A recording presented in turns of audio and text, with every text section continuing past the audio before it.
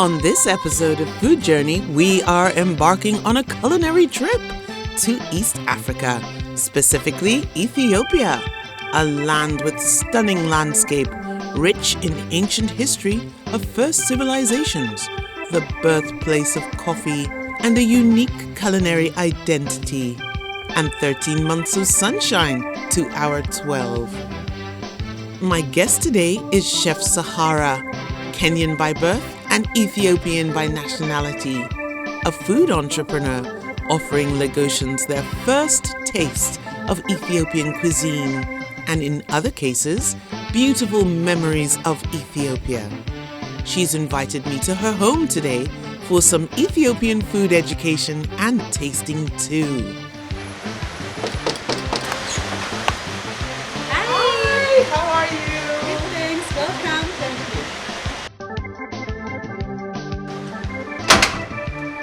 Before my arrival, on her beautiful little sunlit balcony, Chef Sahara had already begun the first lighting of charcoal on a traditional clay stove for coffee making, one of the classic social rituals I was to enjoy today.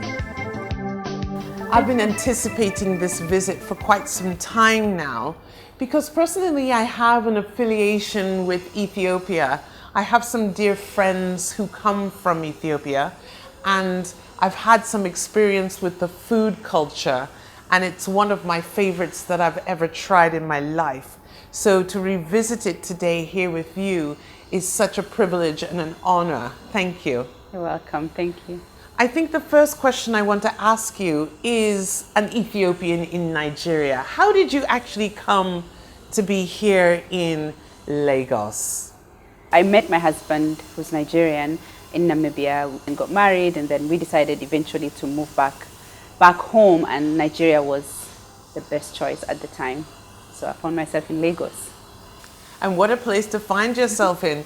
There must be such a difference between living here and Namibia. Yeah. And from a culinary perspective, of course, there's a complete difference. Yeah. You know, when you look at things like climate, you think about topography and culture, all these things have a bearing on the type of food that one experiences in whatever country.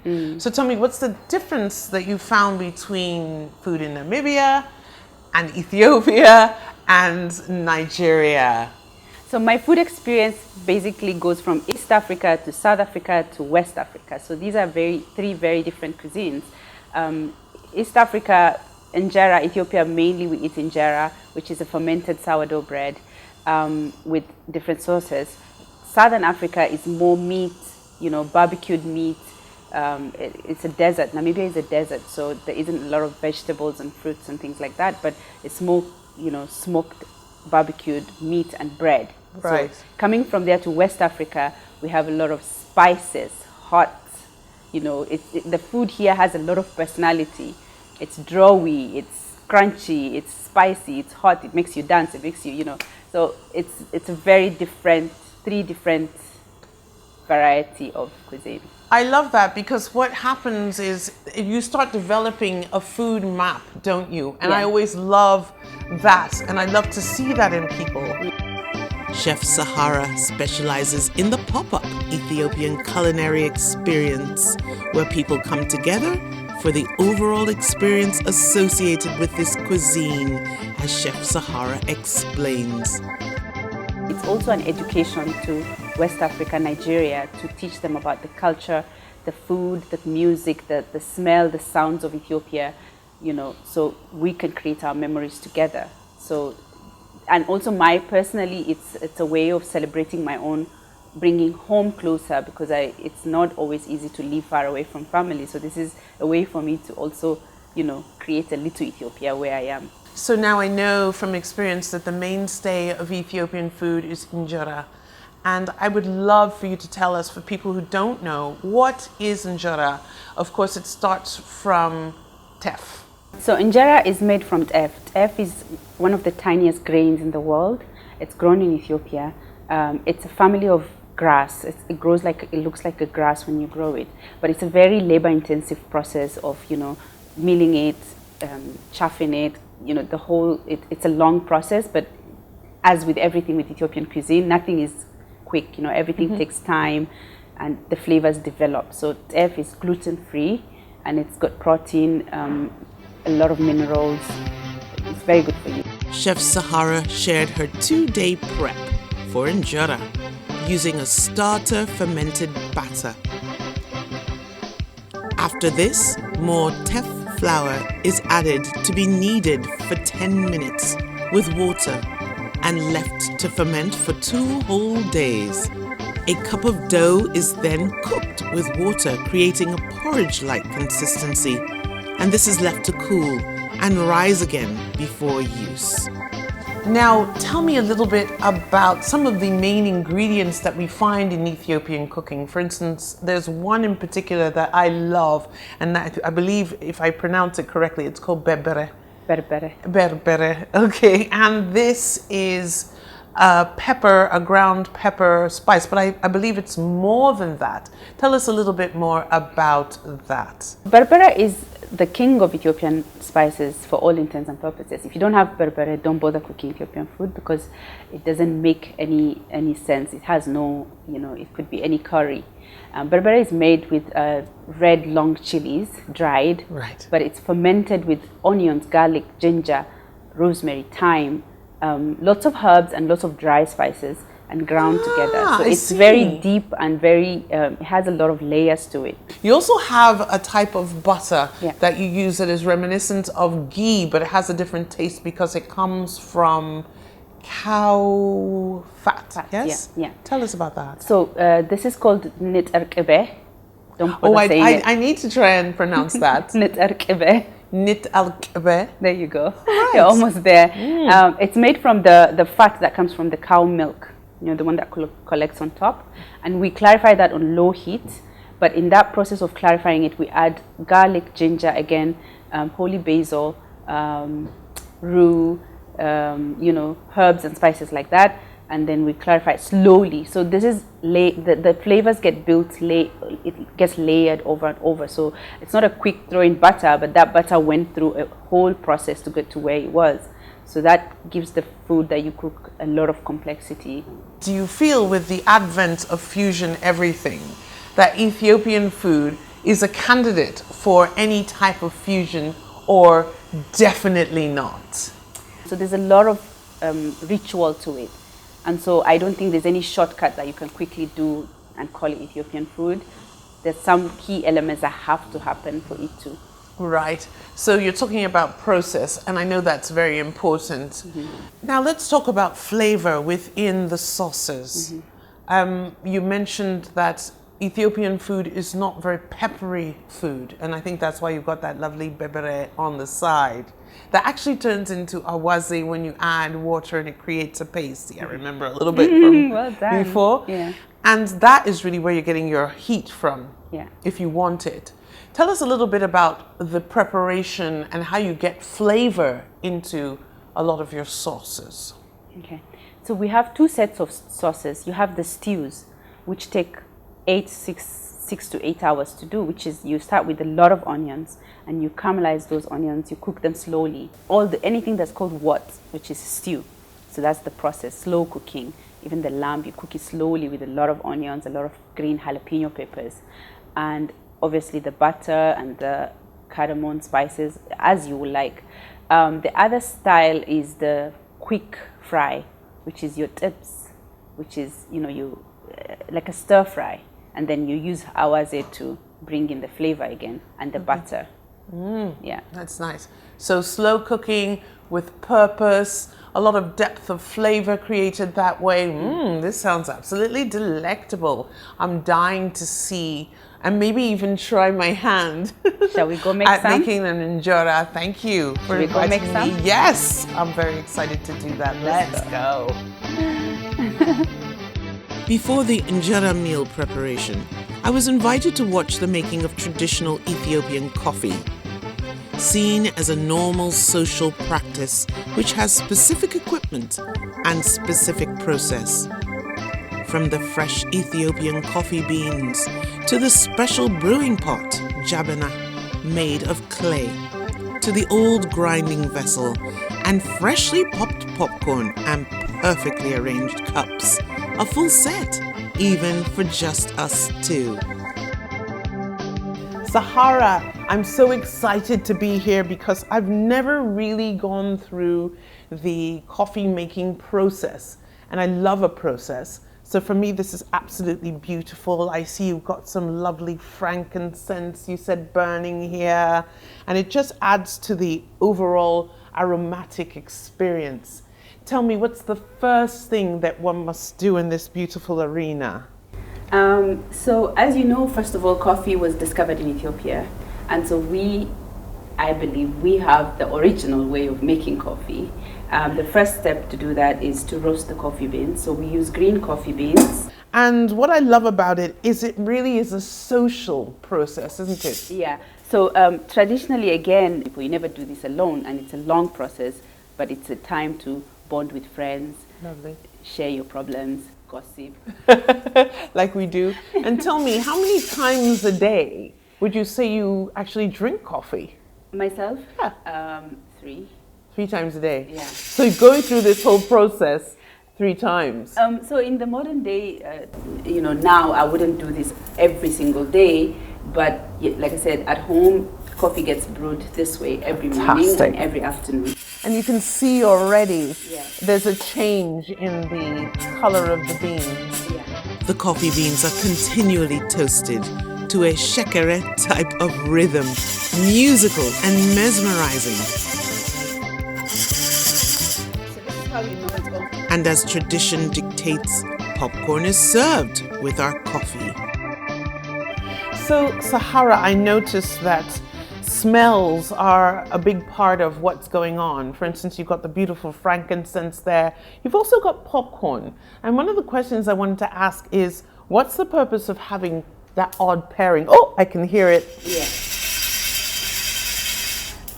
So the food that we eat, it's very spicy and it's very fragrant. So this is, I believe, this is also kind of like a palate cleanser. You know, it cleanses your smell, but also it wakes you up in the morning. So technically, drinking coffee, especially like for my mom, she wouldn't just have a cup of coffee without this roasting smell. And I can smell the smell of this. Yes. It's very similar to the smell of popcorn. So you've got that like that nutty juxtaposition going on there.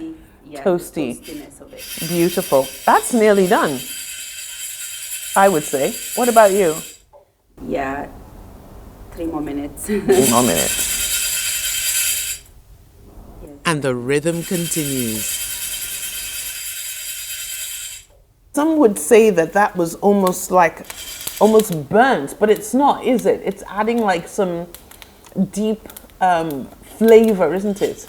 Yeah, so it looks burnt, but the charcoal and the roasting process gives it a nutty, toasty, smoky flavor. Wonderful. Yeah. And this, for me, obviously, is where some crushing is going to happen.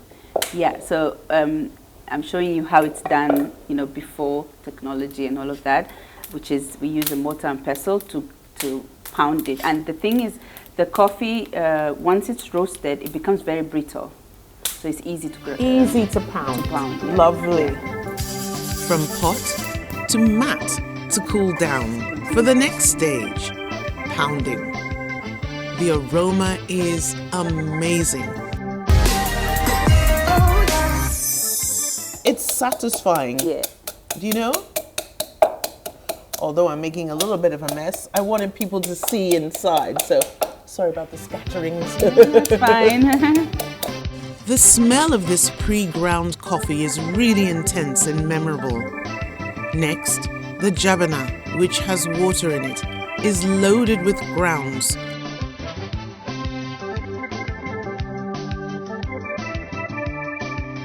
And placed back on the coals to heat as we chat. A few minutes later, it's checked for strength.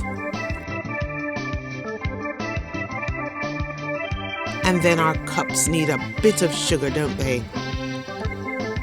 I'm getting the first and strongest cup, called the abol.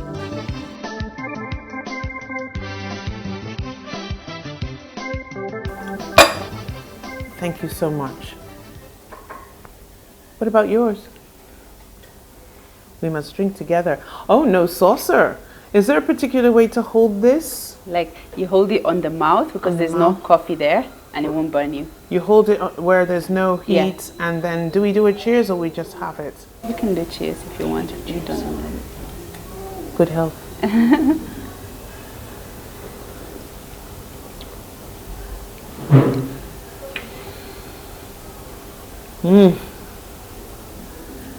It kind of went through me, through all my senses. This is amazing, everyone.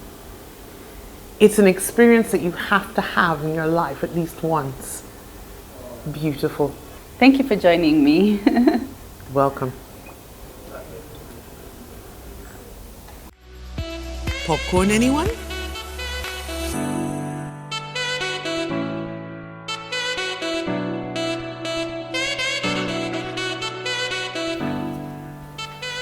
Ah, here we are.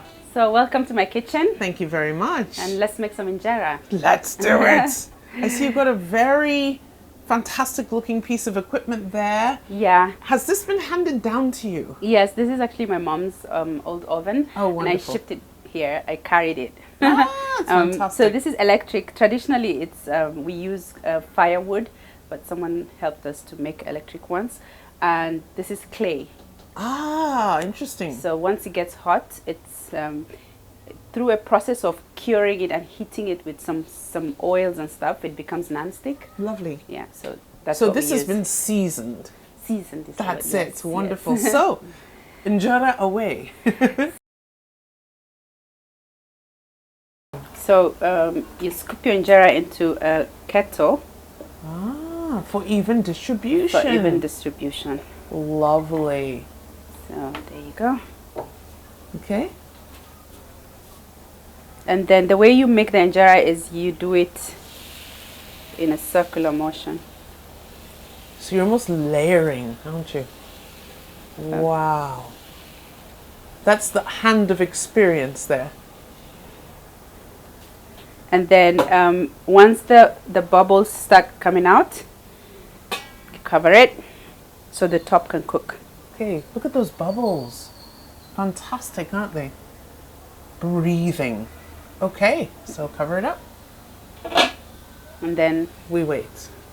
you will see the steam coming out of here and then you know it's ready. Then you'll know it's and ready. then the injera will start lifting off from the edges and then it's cooked.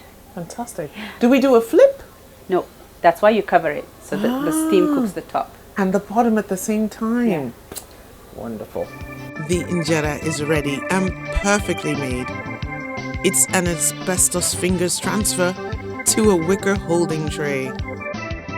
So it's your turn now. Do you want to try? I do. I'm terrified, but I'll have a go. Don't worry, I'll teach you. Okay, Come so on. let's swap. Aha. So from what I remember, you started and you did sort of a circular movement. From the outside. Oh gosh. Oh. There you go. You're doing good. Oh my gosh. No, I'm not. Go for it. Mine's going to be a little smaller. And not circular at all. But it's all about having a go. Now let's wait and see.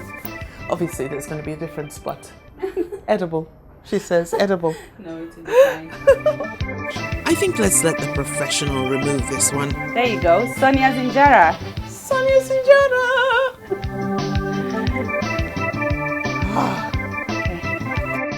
Next, we are viewing the making of Shiro. So here we have kibe, which is the clarified Ethiopian spiced butter. We have some tomatoes, fresh onions, fresh garlic, jalapenos. And then tell me a little bit about this. This looks very interesting. So this is shiro powder. Shiro is made from chickpeas, sometimes fava beans. It's dry roasted with herbs and spices and berbere, and then ground into a powder. Okay, so let's make the shiro. Okay. We have a pan here. This is going to be very special shiro because we'll use butter. And that is the cow fat we were talking about. Yeah. I can smell that. Oh my goodness.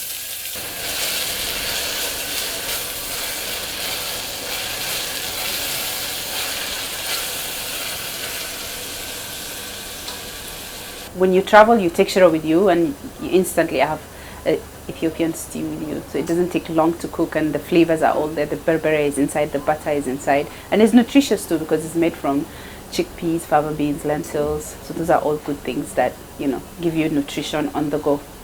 So you put in your Shiro powder, and really as much as you like. If you like your Shiro thick, you put a lot. If you like your Shiro thin, you put a little.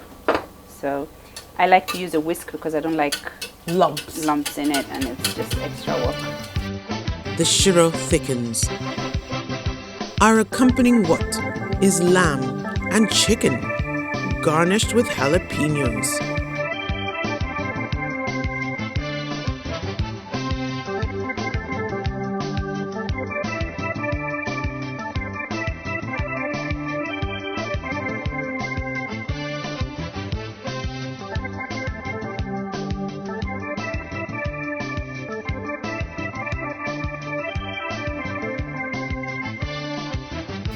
Here you go, Sonia. Oh, Lunch is ready. woo, it certainly is. Come and join me. And I see you've got the extra injera here for us as well. Okay, so go for it. So follow me, whatever calls your name. Just calling my name. And that, some lamb. Okay. So you make sure you have your bundle kind of ready, Ready. and you go for it. Go for it. Okay.